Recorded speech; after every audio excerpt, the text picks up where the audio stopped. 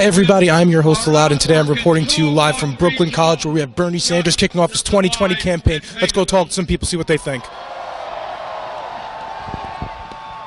Today we launch our fight for a political revolution. Hey guys, so we're out here for Bernie Sanders' 2020 kickoff for his campaign. I wanted to ask you what it means to you guys and why are you guys out here? I'm just glad and happy he decided to run, because we've been waiting for 4 years to start again, because we're ready to feel the burn again. We know that all his policies go with what 90% of most of Americans want. People that support him are very diverse, and everything he stands for the last 40 years he's still talking about, and he's the #1 person that got all the Democratic Party to follow his agenda now. So we're ready for the original to bring us to the next level. So we're ready for Bernie 2020. Yeah, I know it does feel like a lot of other presidential candidates right now have been not stealing a lot of his ideas. I feel like he's been dragging them there. Yeah. Do you think that's going to steal any of Bernie's appeal? Absolutely not, because we trust Bernie to what he says. He's honest and true. We can't trust other Democrats to be truly committed to the platform he started. Awesome. And that's where trust comes. Any relationship, we need to trust 100% that whoever's going to be our president is going to really truly do what he said he did. And I'm afraid all the Democratic Party might not do. They might just say, but not act on it. Yeah. And that's what worries me. It kind of feels like Bernie got screwed in 2016. I know there are a lot of things, but one thing that stood out to me was that Donna Brazile gave Hillary Clinton the questions to the debate beforehand. So a lot of it sounds really suspicious. Would you support whoever came out of the Democratic side in 2020 if it wasn't Bernie? Absolutely. I mean, come on, let's be smart about this too, you know? Because I felt like some of the Bernie people got burnt out. Because that's what they got burned out, but you know what? At the end of the day, you really need to go for policies, okay? And second of all, Donald Trump is killing our country, and we're sick and tired of it. And you know what? I hope a lot of people have opened their eyes to that he's just a racist mob boss, you know what I mean? So I think it doesn't matter who comes out. We wish it was Bernie Sanders, and I hope so. And I'm going to do everything in my power to make sure that Bernie Sanders wins the nomination. But if not, I will do everything in my power to make sure that any other Democratic... Supporting the nominee no matter what. Definitely. I think a lot of people feel like that. Yeah. I also wanted to ask you, so why are you out here today? And what kind of proposals from Bernie do you really appreciate and want to see get passed?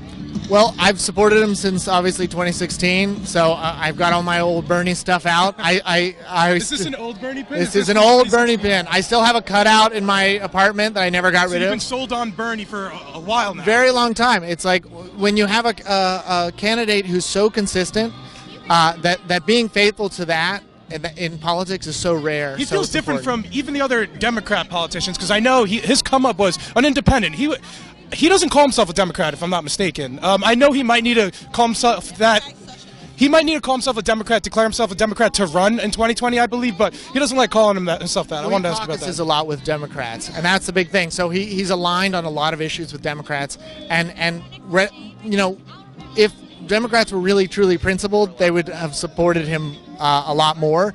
And I think that the lack of principles from the Democratic Party, particularly the way they take PAC money from special interests, that you speak about CNN's town hall recently was packed with PAC folks, with Democratic, not operatives, but high-ranking Democrat officials from different portions. And I know people that asked the questions were lobbying. They didn't really specify their background, so they were kind of half lying to the public. But the Democrats and CNN are doing that, so that's not even coming from people on the right. I think it's interesting. I also wanted to ask, because I know some of the candidates who virtue signal hard. I'm talking about Kamala Harris specifically. She was an attorney general.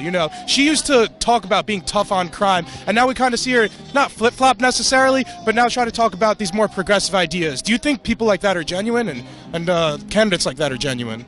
Well, it becomes a little bit of Hillary 2.0, because the Clintons did do the tough on crime policies in the 90s that caused the mass incarceration that we have right now, which is just so extremely racist and disproportionately hurts people of color, and that comes from that tough on crime mentality. And so to see somebody who benefited from that trend, which we know has put us in this terrible situation now, is disappointing.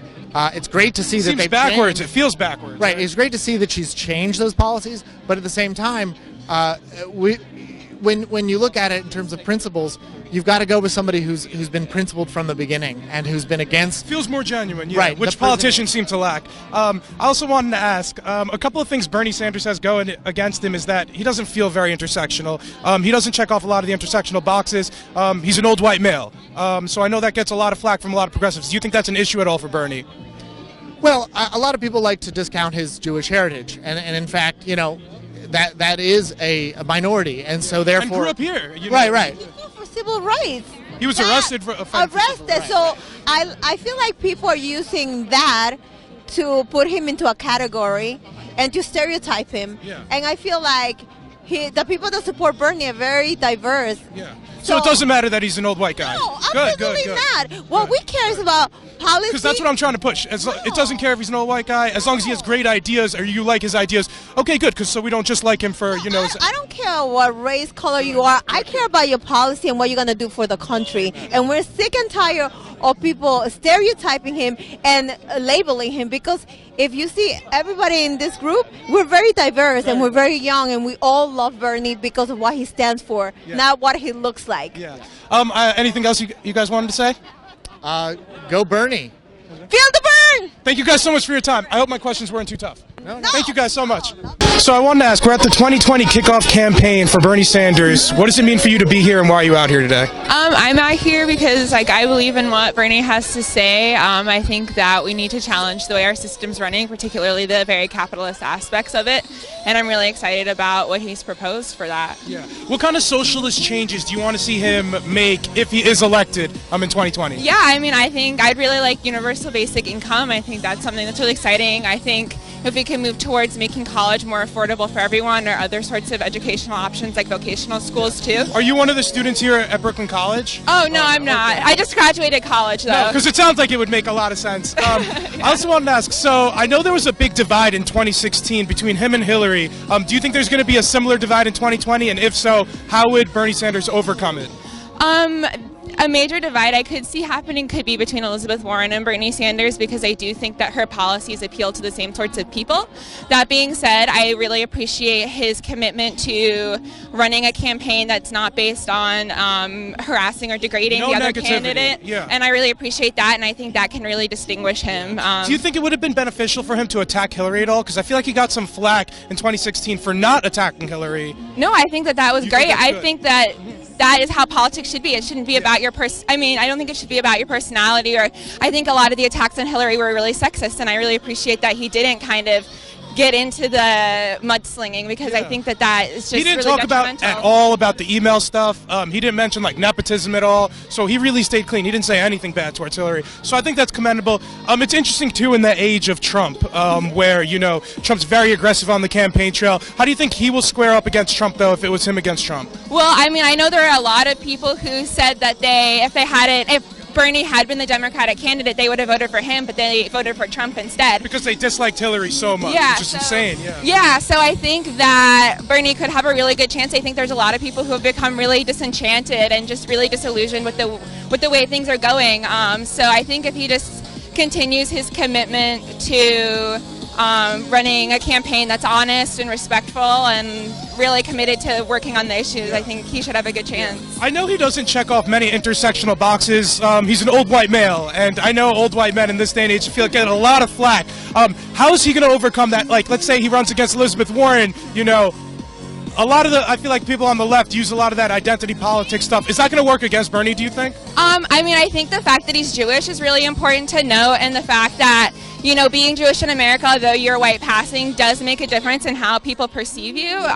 So I think that's a challenge, but because you could see the way he was treated in the 2016 election when it came to Israel and those sorts of things. So he was the only one who didn't show up to AUPAC. Yeah. Do you have any thoughts on that? I think AIPAC is a problematic organization. I think that when it comes to Israel and Palestine, it's a really, really tense situation that there's no easy solution. And I think people like to think that there is an easy one. So I support Bernie's decision for a two-state solution or whatever that's not really my opinion, but I think that he's trying to go about it in a really in a more peaceful way than other politicians. Honestly, the Israel-Palestine conflict just sounds like a horrible issue for any politician to ever touch at all. But, and you see that with the new progressive candidates. Anytime you touch that, I know it's a very difficult issue. And I think it's really hard, particularly because, like, I think it was.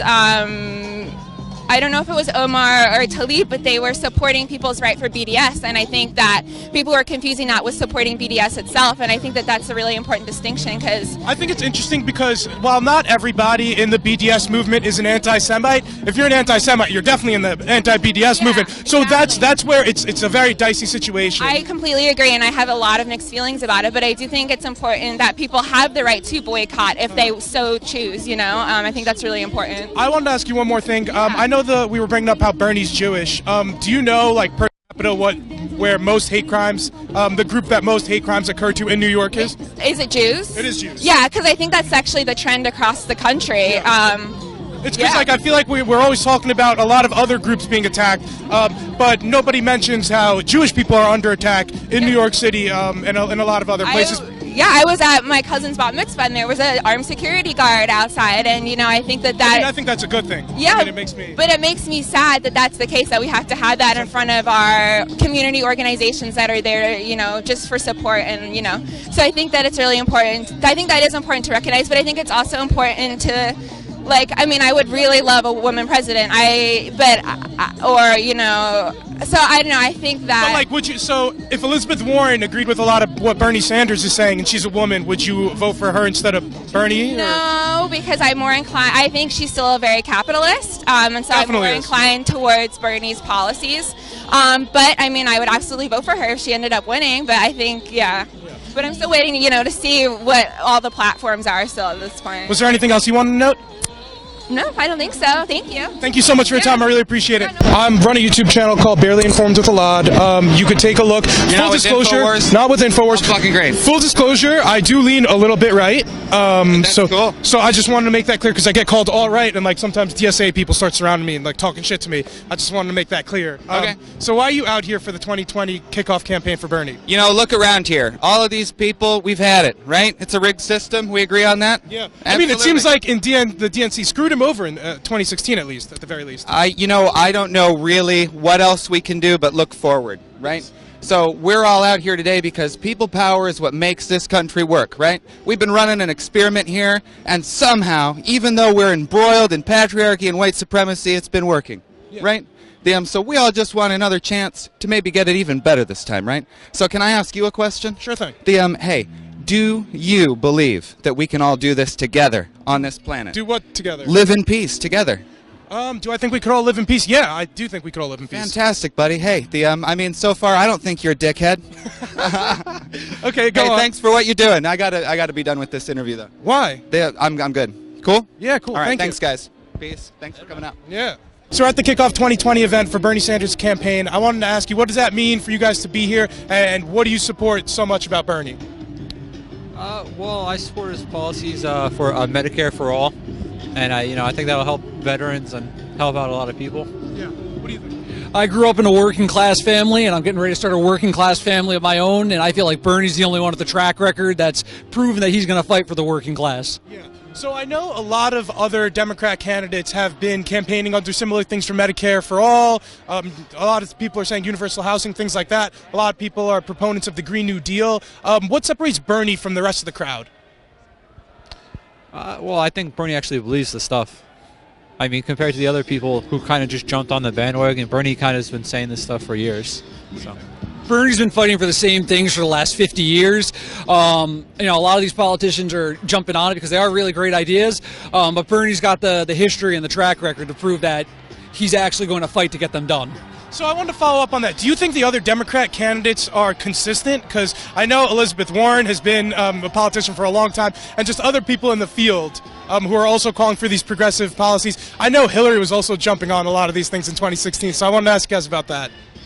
I mean, like, there's a lot of people, like, say from New Jersey, like, we're from New Jersey, and, like, Cory Booker kind of just jumped onto a lot of stuff, and he's everything. He was all for the pharmacy and all this other stuff, but now suddenly he's against all this stuff, so it's hard to really believe people who do that kind of thing. I don't want to call out anyone in particular. You know, I think anyone who's coming out and saying they stand for these things, I have no reason to doubt them. But Bernie's got the history of where I believe he's actually going to fight for it. It was where a lot of these politicians, I don't know how strongly they're actually going to fight for these same policies. I know one of Bernie's big things is campaign finance reform, and he's one of the only candidates. There might be other ones, but not as many and not as significant. Bernie Sanders raises a ton of money from individuals as opposed to corporations and companies. I wanted to ask you, what do you think about that, and how important is it for this to be funded by the citizens instead of companies? Yeah, I mean, I think it's really important to be funded by the people. Otherwise, you're never really going to get a candidate who could, get rid of, have actual laws against being funded by just corporations. So, what do you think? I think if we get the money out of politics, that'll solve a lot of the problems we had, because you'll no longer have special interests trying to undermine the people, and representatives from either party will actually be representing their constituents rather than their donors. Sure. But now let's say like the healthcare system wants to donate money to Bernie Sanders. Should he take it, or do you think he should turn down any big money that would come his way? He probably should turn down anything. I think he should turn it down. I think he will turn it down. Who do you guys want to see as Bernie's VP? Good question. I don't know, actually. If I had to choose right now, I'd say Kamala Harris. But I am pretty open on that. I know Kamala Harris was like an AG, and one of her things was previously like being very tough on crime. Does that concern you guys at all? Because that's what she used to run around in California as the Attorney General. Yeah, a little. I mean, you can play with the social justice angle, but Bernie's actually for it. And I think she's just kind of like a later rival to that kind of thing. Are these guys virtue signaling, or are they genuine? So, what do you think about Kamala Harris having that AG passed and running, being tough on crime? I believe she's genuine, and I think she'd be really good to have on the ticket to help unite the party. I think she appeals to a lot of different intersectional demographics. Yeah. Well, there was some stuff with her about being against the death penalty, and that she actually did. She was against it from the beginning, I think. I don't know. What is it? Is it like Democrats or Republicans are for or against? I didn't know it was a partisan issue. But I mean, I don't really think it is a partisan issue. There's just certain people who are for and against it. I don't think that matters a whole lot. But in terms of Kamala Harris, I mean, I don't know a whole lot about her. She's still relatively new. I read her book when it came out. I watched her campaign launch. I've tried to learn more about her, so she's given me no reason to doubt her as of yet. But we got a long campaign season to go. Yeah. Was there anything else you guys wanted to note? No, I don't think so. Feel the burn. Thank you guys so much for your time. I really appreciate it. So we're out here for Bernie Sanders' kickoff for his 2020 campaign. I want to ask you, what does it mean for you to be here? It means a lot. I never went to a rally in 2016, so to be the first one means a lot. Yeah, very special. Yeah. So what about Bernie do you like so much? I think his message is very concise and clear, and it's not controversial as I can tell, and I think a lot of people agree with it. If it's given a chance to be heard by the American people, it'll resonate very powerful, as it did today. Yeah. Was there a specific thing like Medicare for All? I know he supports the Green New Deal, like that you want to see him do if elected. I mean, the two main things for me are Medicare for All and the environment. I mean, we're at such an inflection point when it comes to how we treat the earth. So I would like to see that taken as a big priority when he gets in office. So I know the Green New Deal's a big new thing for a lot of progressive Democrats, but they're not getting a lot of support from more centrist Democrats. I wanted to ask, what's your take on that? I think that's mostly because the centrist Democrats or people in Washington have been dealing in an environment that they haven't had to work with those kind of issues. So I think Bernie's message helped change that, but there's still a lot of politicians who are still navigating how to adjust. I think there's still people who are fighting the last war, as it said. Yeah.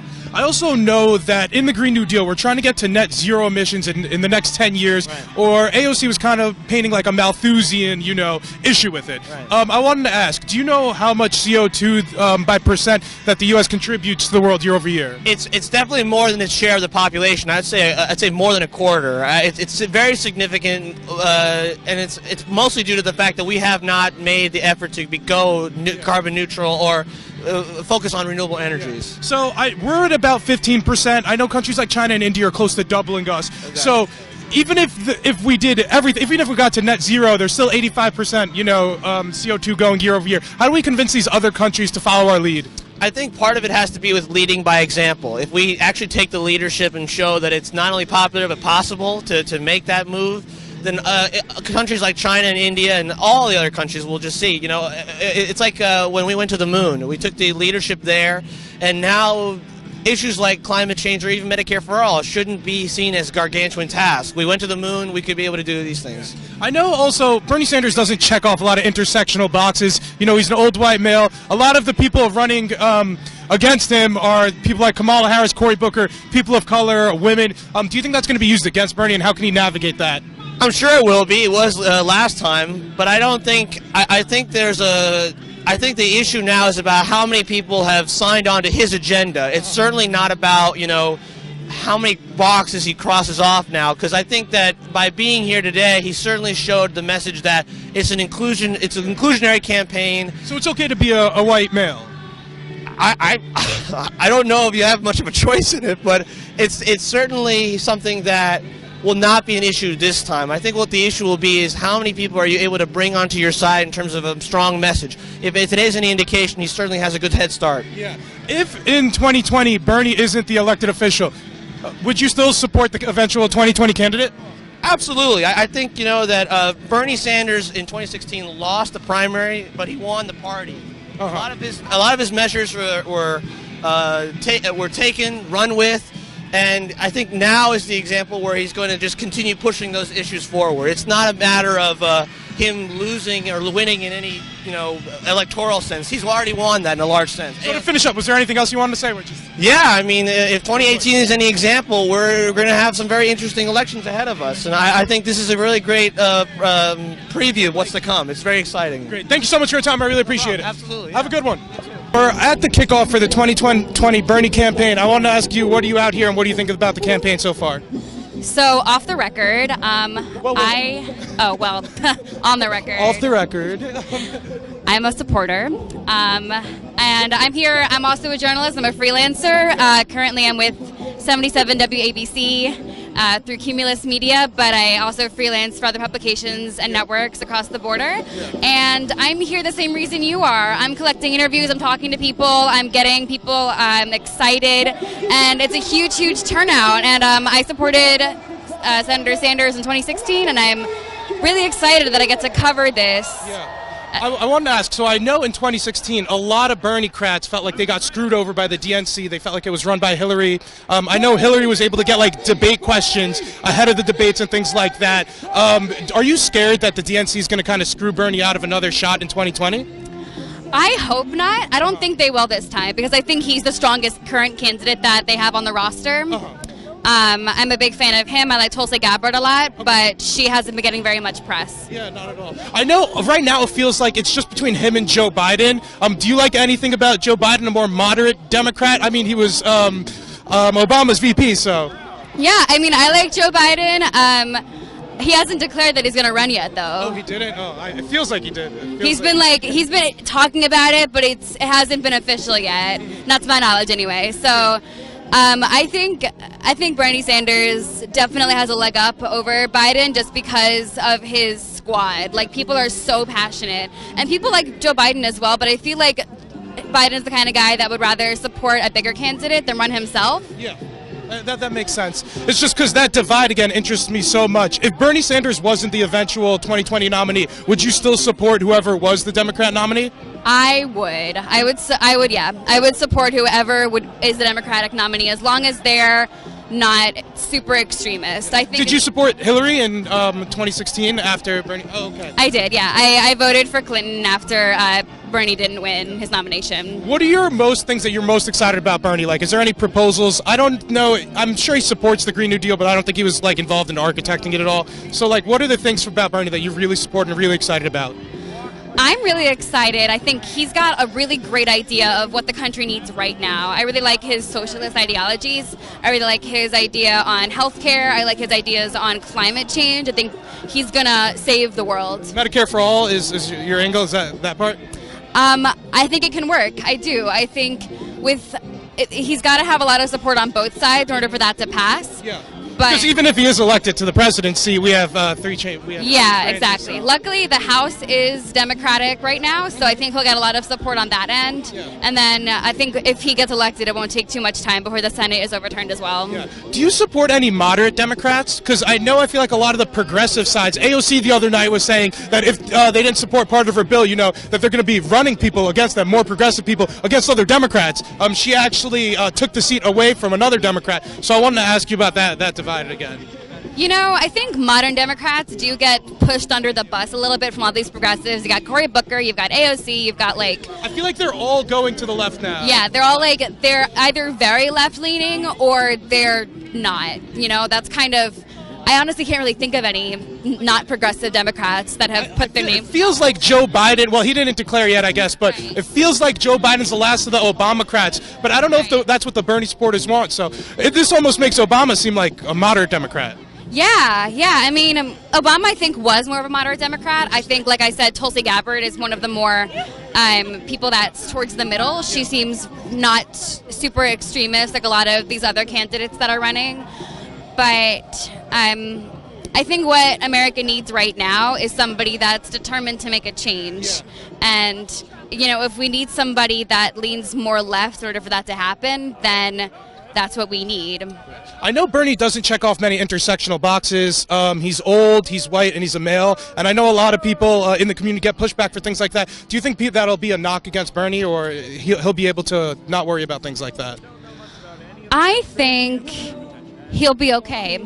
Yeah, I think if he's declared that he's going to run again, then I feel like there's very little that can get to him this time around. He's got pretty reptilian skin, and he's also an older candidate. So I think he's determined to win this presidency and die for his country, literally. Awesome. Thank you so much for your time. Was there anything else you wanted to note? Hi, everybody. I'm a freelance journalist as well, and I'm here the same reason you are, just collecting interviews, talking to people, and getting people excited. Thank you so much for your time. I really appreciate it. Go for it. So I wanted to ask, Bernie Sanders is kicking off his 2020 campaign here. What are you guys excited about, and how could you help shape that agenda that he's got going on here? We're excited for a new perspective of social justice, especially in considering the economy and that the capitalist system and the status quo politically needs a massive disruption. Yeah. So what are your expectations for Bernie if he were to get elected? What kind of initiatives would you like to see him pass? Executive orders you'd like to see him pass? So there's a lot of things. So of course it depends highly on the makeup of Congress. But as we've seen, he's been highly successful pushing Medicare for All on all the Democrats' agenda. So Medicare for All is a great thing. Hopefully something like universal college, as well as perhaps even using executive orders, for example, to stop the inhumane immigration policies, to maybe even abolish student debt. I know a couple of those were wrapped in AOC's Green New Deal. Are you a big proponent of the Green New Deal? Yes, I am. AOC's Green New Deal is a great starting place to start really getting it on the agenda. However, right now it's not clear exactly what it's going to be, but via the resolution, there's some really good things to get this conversation rolling. Yeah. And I know in 2016 there was a huge split in the DNC, and a lot of people think Bernie kind of got screwed out of being in the primary. I wanted to ask you, what do you think about that, and how could we prevent that from happening this time around? I mean, there's not really much that we can do internally. But I think really just going out, organizing, making our voices heard, just really overwhelming the current political institutions and organizing beyond them, not just having people show up to vote, but do their own neighborhood organizing and really pushing that will really create the momentum we need for real lasting institutional change. If Bernie Sanders wasn't able to get the nomination either through not enough support or kind of getting screwed over like how I thought he got screwed over in 2016, would you still support the eventual Democratic nominee? Yes, I mean, I'd vote for them. Yeah. If that's what you consider support. Yeah, no, because I know some Bernie bros decided were very upset with how the DNC handled the election between him and Hillary, and some actually flipped over to Trump, or some people were apathetic. And a lot of people are saying that's one of the reasons Trump won. And I know there is the divide in the DNC, so that's kind of what I was asking. Right. Well, I mean, I would also say that more people flip from Hillary to Romney. I think it's like 12% of Bernie voters flipped. And no, I think if he did flip from Bernie to Trump, then fuck you. But yeah, I think we need to have strong solidarity here. Do you think Hillary's toxic for the Democrat Party? I think she's toxic for politics in general. She sort of is trying to continue this third way norm. I think she embodies nepotism, really, and riding other people's coattails and being a career politician. So I think a lot of those things are suspect, and that's why she got a lot of backlash. Right, and she also didn't give enough support through the DNC for down-the-ballot races. And yeah, it's just I believe it's a narcissistic campaign on her part. She thinks she's entitled to power, and she's really not offering policies that speak to people. So it really feels like Bernie's pulling a lot of different Democrat candidates to the left. Elizabeth Warren, Cory Booker. What do you think these people are just virtue signaling, or actually believe in these causes that Bernie's pushing?